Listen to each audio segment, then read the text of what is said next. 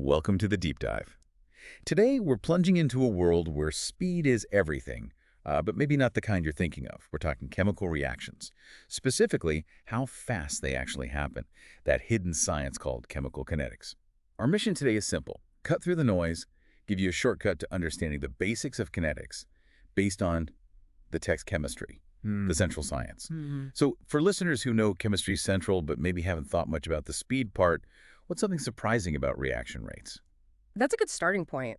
I think what gets people is just the sheer range of speeds. It's enormous. You've got things that take, well, practically forever, like diamond formation maybe, and then reactions happening in picoseconds, tiny fractions of a second. And maybe even more surprising is how well we can now measure and, crucially, control these speeds. By the end of this, you'll really get a handle on what makes reactions tick faster or slower, and how chemists use that knowledge, everywhere from industry to our own bodies. That range, it's hard to even picture. So chemical kinetics is studying the rate, right? How fast reactants become products. Can you give us a feel for just how extreme that spectrum is? Absolutely. Think about, say, rust forming on an old bridge. That's a chemical reaction, but it takes years, decades sometimes, to really see the effect. Now, contrast that with the airbag in your car. The decomposition of sodium azide, that happens in milliseconds, faster than you can blink. To inflate the bag, save a life. The difference in timescale is just phenomenal. Right, so why do chemists spend so much time on this? I mean, isn't knowing what you end up with enough? Well, no, because the speed tells you so much more. For industry, it's all about efficiency, right? Making stuff quickly, cheaply. Optimizing the rate is key. In medicine, you need to know how fast a drug works or how quickly a radioactive tracer decays for scans. But maybe the biggest reason is it helps us figure out the mechanism, the actual step-by-step molecular path. Yeah. Without kinetics, the how is often just a black box. Okay, that makes a lot of sense. So if we want to control these speeds, what are the main dials we can turn? What factors influence how fast a reaction goes? Yeah, there are basically four big ones. First is the physical state of the reactants. Molecules have to actually collide to react. If everything's mixed together, like all gases or all liquids, that's homogeneous collisions happen easily. But if they're in different phases, say a solid chunk reacting with a liquid heterogeneous, the reaction can only happen where they meet, at the surface. So surface area becomes really important. Like why powdered medicine dissolves faster than a pill. More surface area. Exactly that. Okay, second factor. Reactant concentrations. This one's pretty intuitive, I think. The more molecules you cram into a space, the more often they're going to bump into each other. More collisions usually means a faster reaction. You know the classic demo? Steel wool and air just kind of glows. But put that glowing steel wool in pure oxygen, whoosh, it bursts into flame. That's just the higher concentration of oxygen causing way more collisions. More collisions, faster reaction. Got it. Got it. What about temperature? We know food spoils faster outside the fridge. How does temperature work on the molecular level? Right. Higher temperature means molecules have more kinetic energy. They're zipping around faster, so yes, they collide more often, but maybe more importantly, the collisions are more energetic, they hit harder, and you need enough energy in a collision to get over the activation energy barrier for the reaction to actually happen. Biology has amazing examples. Think about the Arctic ground squirrel. It can hibernate for like 7 or 8 months with its body temp down near freezing, maybe 3 degrees Celsius. Wow. And at that temperature, its metabolism, all those chemical reactions, slows down massively, orders of magnitude slower. That's how it conserves energy for so long. It's just incredible temperature control by nature. That's wild. So if nature does that, can chemists sort of cheat? Is there a way to speed things up without just cranking up the heat or adding more stuff? Yeah. Yes. That brings us to the fourth factor, the presence of a catalyst. Catalysts are substances that speed up reactions, sometimes dramatically, but they aren't used up in the process. They're like chemical matchmakers. They work by offering a different path for the reaction, one with a lower activation energy, like finding a tunnel through a mountain instead of climbing over it. Okay, catalysts, the shortcut. Yeah. So we know the factors, but chemists need numbers, right? How do we actually measure the speed, like a molecular speedometer? Right. We define the reaction rate as the change in concentration of something, either a reactant disappearing or a product appearing per unit of time. Usually it's molarity per second. But there's a slight catch. You have to consider the stoichiometry, the numbers in the balanced equation. If, say, two molecules of A turn into one molecule of B, then A disappears twice as fast as B appears. Ah, okay. So to get a single consistent rate for the reaction, we usually divide the rate of change of each substance by its stoichiometric coefficient. That way, it doesn't matter what you measure, the reaction rate is the same value. That standardizes things. Yeah. And this leads to the rate law. That sounds important. What does that equation tell us? The rate law is super important. It's the equation that shows how the rate depends specifically on the concentrations of the reactants. It usually looks like rate equals K times A to the power M times B to the power N. Here, K is the rate constant unique for that reaction at that temperature. And M and N are the reaction orders with respect to reactants A and B. Now here's the really crucial part and something that often trips students up. Okay. These orders, M and N, they are not necessarily the same as the coefficients in the balanced equation. You have to determine them experimentally. Wait, really? You can't just look at the overall reaction like 2A plus B goes to C and say it's second order in A and first order in B. Nope. You absolutely can't assume that. The orders tell you how the rate actually changes when you change the concentration.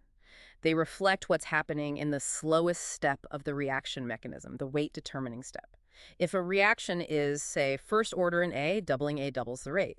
If it's second order in A, doubling A quadruples the rate.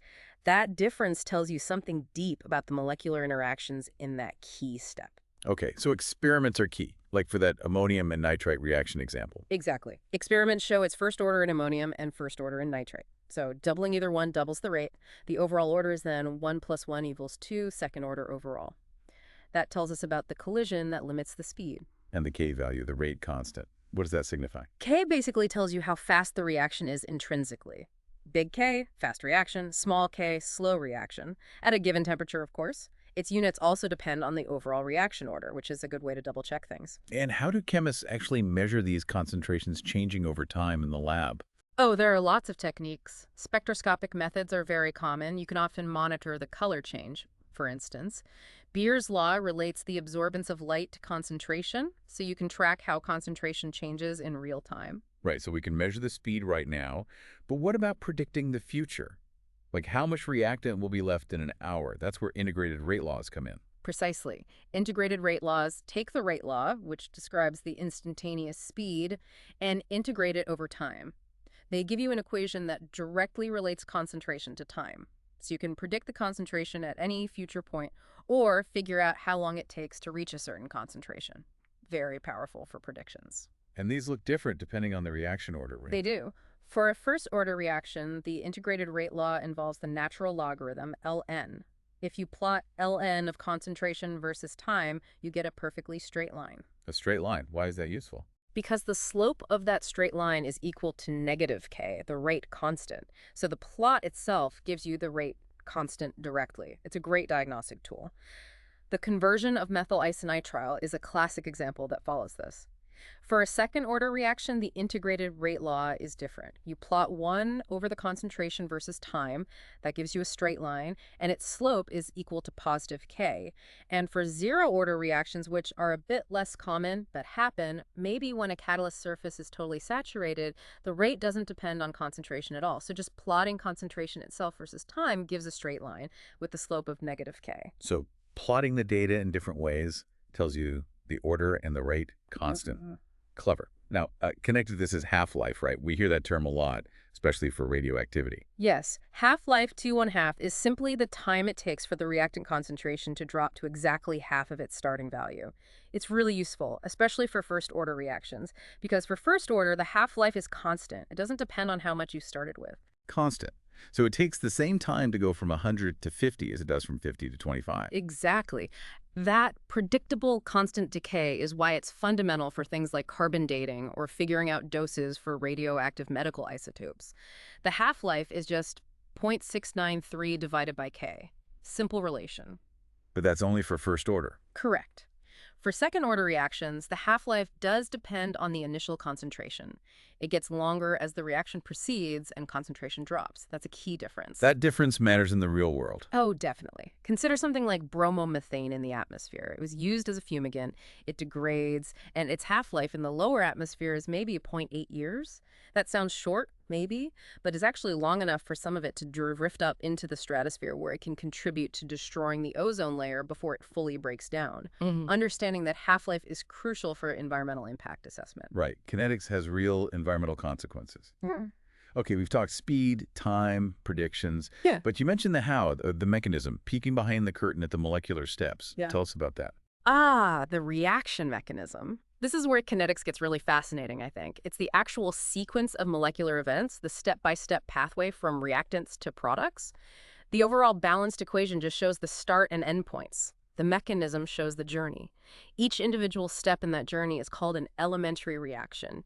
And for these elementary steps, we talk about their molecularity. Molecularity? Yeah, it's just the number of molecules involved in that single step. Unimolecular means one molecule breaks apart or rearranges. Bimolecular means two molecules collide. Termolecular, three collide. That's very rare, statistically unlikely for three things to hit perfectly at once. And here's a key distinction. For an elementary step, the rate law can be written directly from its molecularity. If it's bimolecular A plus B products, the rate for that step is KAB, unlike the overall reaction. Okay, so the mechanism is built from these elementary steps. And sometimes things pop up and then disappear along the way. Yeah. Intermediates. Exactly. Intermediates are species that are formed in one elementary step and then consumed in a later step. They don't show up in the final overall equation. Think of them as stable-ish stopovers on the reaction path. You could potentially even isolate them sometimes. They're different from transition states, which are the super unstable, high-energy points at the very peak of the energy barrier between steps. You can't isolate a transition state. So if a mechanism has multiple steps, some fast, some slow, what determines the overall speed we actually measure? It always comes down to the slowest step. That's the rate determining step, or RDS. It's like traffic on a highway with a bottleneck, maybe road construction. The speed of the traffic flow for the whole highway is limited by how quickly cars can get through that bottleneck, no matter how fast the rest of the road is. The weakest link or the slowest toll booth? Exactly. The rate law for that slowest elementary step generally dictates the rate law for the entire overall reaction. If there's a fast step before the slow step, it might reach equilibrium, and that equilibrium can affect the concentrations that feed into the slow step, influencing the overall rate law.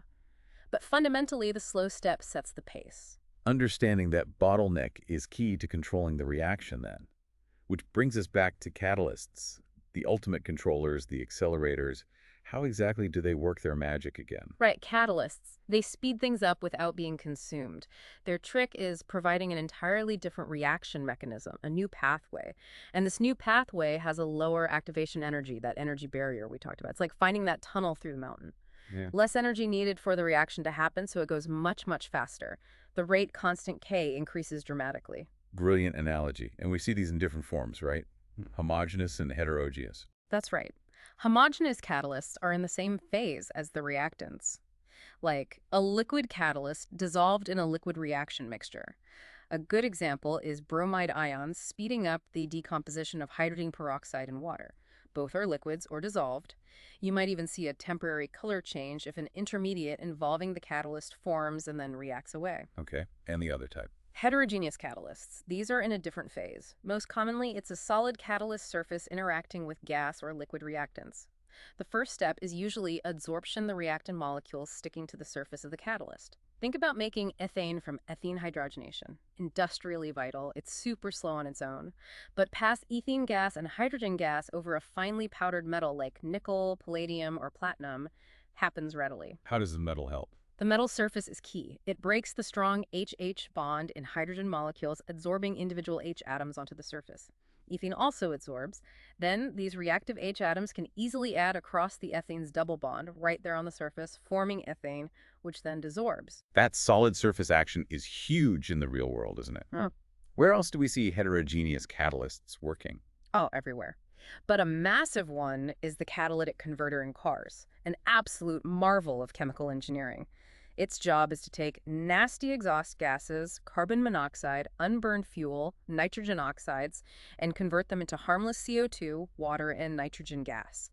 It uses tiny amounts of precious metals like platinum, palladium, rhodium coated on a ceramic honeycomb structure to maximize surface area. And it works fast. Incredibly fast. The Yeah. exhaust gas is only in contact with the catalyst for maybe 100 to 400 milliseconds, a fraction of a second. But in that tiny window, it converts over 90% of the pollutants. It's absolutely vital for air quality. Amazing efficiency. Okay, finally, let's talk about the catalysts inside us, enzymes. Yeah. How do these biological catalysts fit in? Enzymes are nature's catalysts, and they are truly remarkable. They're typically large protein molecules, and they are incredibly efficient, often millions of times faster than uncatalyzed reactions. Plus, they're highly selective. Many enzymes will only work on one specific molecule, their substrate. They have a specific pocket or groove called the active site where the substrate binds, kind of like a lock and key, or maybe more like a glove fitting a hand. This binding helps the reaction happen easily. Like catalase breaking down hydrogen peroxide in our cells. Exactly, a crucial protective enzyme. Prevents buildup of damaging H2O2. What's just mind-blowing about enzymes is how they enable complex life chemistry to happen at body temperature. Reactions that would normally require extreme conditions. Take nitrogenase. This is an enzyme complex found in some bacteria, often living with plants. Its job is nitrogen fixation. Fixing nitrogen. Yeah, converting nitrogen gas N2 from the air, which is incredibly stable and unreactive because of its strong triple bond, into ammonia NH3, which plants can use as a nutrient. This process has a huge activation energy. Industrially, we do it using the Haber-Bosch process, which needs high temperatures and pressures, but nitrogenase, this complex enzyme with iron and molybdenum atoms, does it at room temperature and atmospheric pressure. It's fundamental to life on Earth. Wow. What an incredible journey through chemical kinetics. From rusty bridges to airbags, from ground squirrels to catalytic converters, and right down to the enzymes making life possible. Understanding reaction rates really connects everything. Industry, environment, biology. It's all about controlling the speed of chemical change. It really is. It gives chemists the tools, not just to see what happens, but to control how fast it happens. So next time you start your car or just, feel your own body working, maybe think about those invisible reactions humming along at just the right speed. How much of everything around us, life itself, depends on fine-tuning these chemical speeds? It's quite a thought, isn't it? It really is. Kinetics is everywhere. Well, thank you for joining us on this deep dive into chemical kinetics. We hope we've given you that shortcut to being well-informed, maybe sparked some curiosity about the hidden speeds running the world. From the Last Minute Lecture team, thanks for listening.